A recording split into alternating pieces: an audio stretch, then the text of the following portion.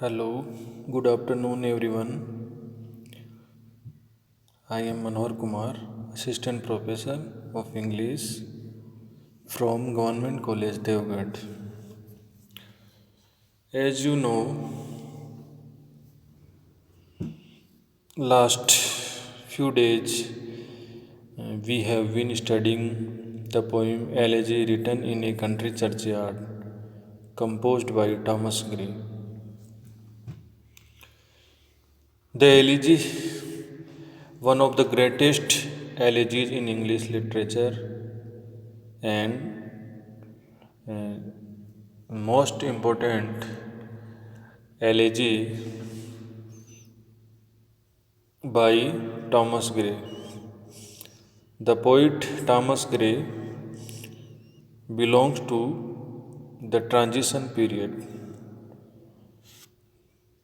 The poetry of Thomas Gray has the qualities and features of or characteristics of romanticism as well as neoclassical. So, this period is called transition period, and Gray is a transitional poet. So, the elegy also has the characteristics of transitional period. Now,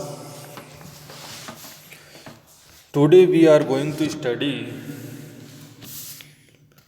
the epitaph of the last part of the poem. The epitaph is an inscription on a gravestone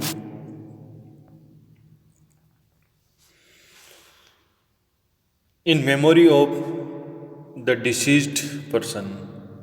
The epitaph uh, is an inscription on a gravestone or tombstone in memory of the deceased person.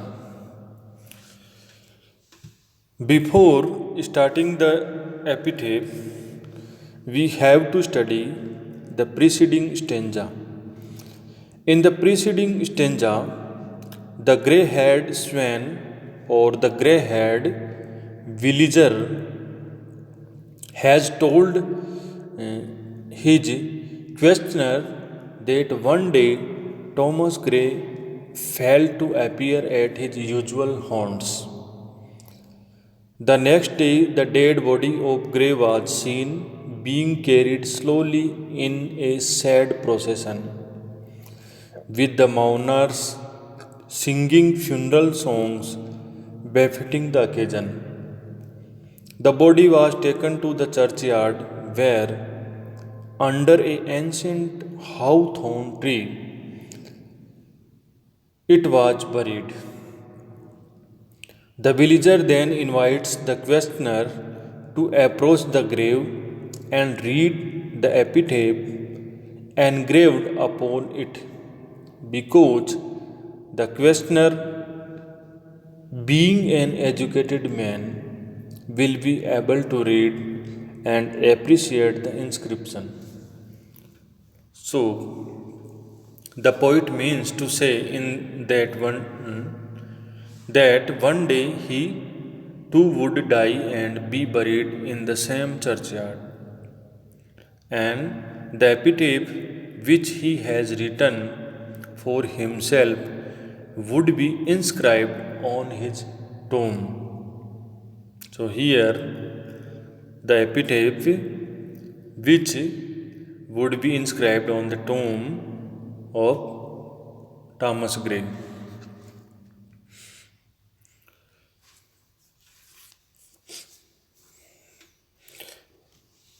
Here rests his head upon the lap of earth, a youth to fortune and a fame unknown. Fair signs frowned not on his humble birth, and melancholy marked him for her own.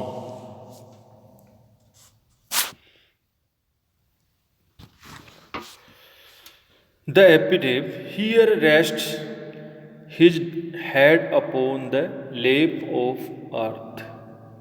Lap of earth means in the grave. Here rest, lie buried. The head Thomas Gray upon the lap of earth means in the grave. A young man, a youth, a young man to fortune and to fame unknown. A young man who achieved no fame and upon whom fortune did not smile, whose fortune was not good. A young man who achieved no fame and whose fortune was not bright. Fair signs frowned not on his humble birth. Fair signs frowned means not on his humble birth. Not on his humble birth means in spite of humble birth, in spite of poor man, in spite of humble birth, he achieved knowledge and learning.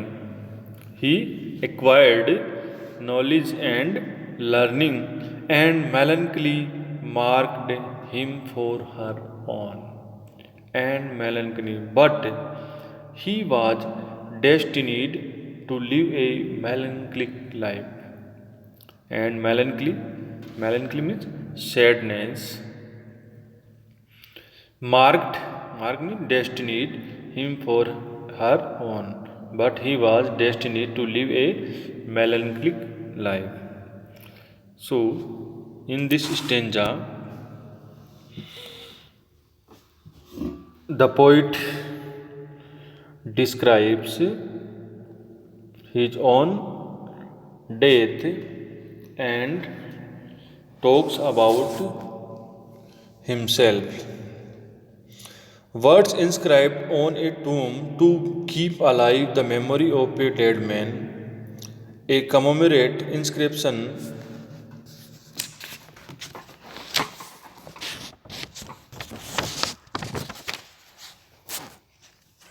on a monument or a tomb. In this stanza, the poet says, in this grave lies buried a young man who attained neither name nor any financial success. In spite of his humble birth, science and scholarship favored him. He was by temperament a melancholy or thoughtful person. So, in this stanza, Gray has tried further to characterize himself.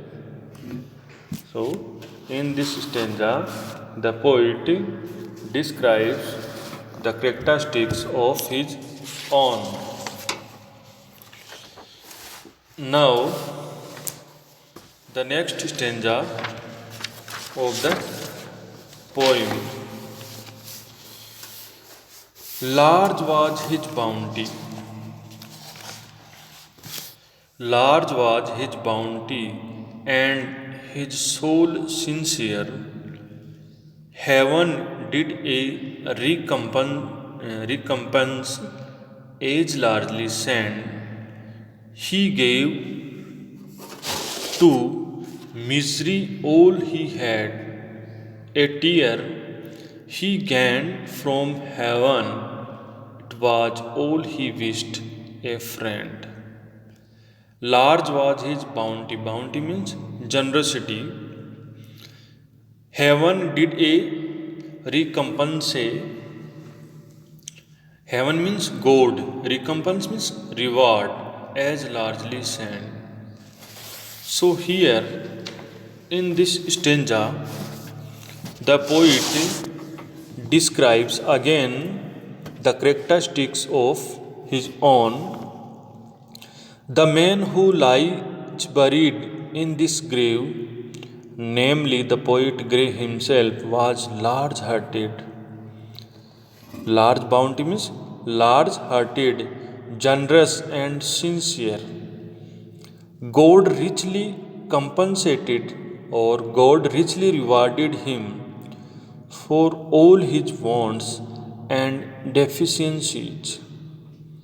He was not a rich man. He gave to misery all he had. A tear he gained from heaven. It was all he wished a friend. He was not a rich man, but he gave to the poor and needy all his sympathy. He felt deeply for the misfortunes of people and was often moved to tears by their distress. He expected no material reward from God. All he wished from God was divine protection, and that he did get. So, again in this stanza, the poet describes the characteristics of himself. himself. The poet says that the man who lies buried in this grave was generous and a sincere man, and he has great heart, and the God rewarded. The God gave him everything he wished. So the God was protector of the poet. He gained from heaven. Heaven means God. It was all he wished, a friend. So the poet says everything that he wished, the God bestowed him. So it was the second stanza of the poem. Now the third stanza of this poem. No farther seek his merits to disclose, or draw his frailties from their dead abode. There they alike in trembling hope repose, the bosom of his Father and his God. No father, no further seek effort his merit to disclose. Disclose means describe. So here in this stanza again the poet says that no need to describe the merits of the liberated people, and or draw his frailties. Frailties means weaknesses from their dread abode. Dread abode means grave, which is a fearful dwelling place for a dead man. Dread means fearful, abode means dwelling place. So here dread abode means grave, which is a fearful dwelling place for a dead man. There in the grave, they alike in trembling hope repose. Repose means lie peacefully. There in the grave, they means the characteristics of the poet, his frailties, his weaknesses, and his virtues are trembling in hope of reward, the bosom of his Father and his God. The bosom of his Father and his God. Again, in this stanza, the poet talks about the characteristics of himself.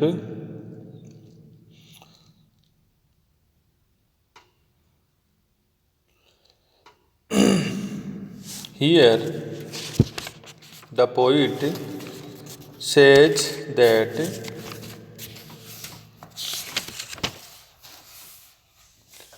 make no further effort to describe his virtues or his weaknesses now that he is dead and buried in his grave. There, in his grave, lie his virtues, trembling with a hope to be rewarded, and his faults, trembling with a hope to be forgiven. For by the merciful Lord God, who is his Father, the God who is like his Father. So, in this poem, the poet requests to God that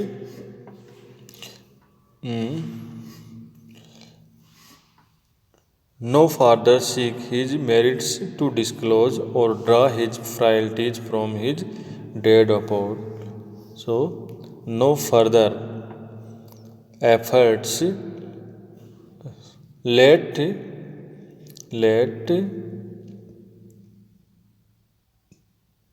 his faults and virtues not be analyzed any further. The poet wants to say that let his faults and virtues not be analyzed by any further. Some of his qualities have already been pointed out above, and let this analysis be carried no further. Both his virtues and faults lie in their fearful dwelling place in the grave, in a state of trembling expectation. His virtues expect to be rewarded in heaven, and his faults hope to be pardoned by God. Let him lie peacefully on the bosom of his Father, the Almighty God. So, the poet wants to lie buried peacefully in the grave.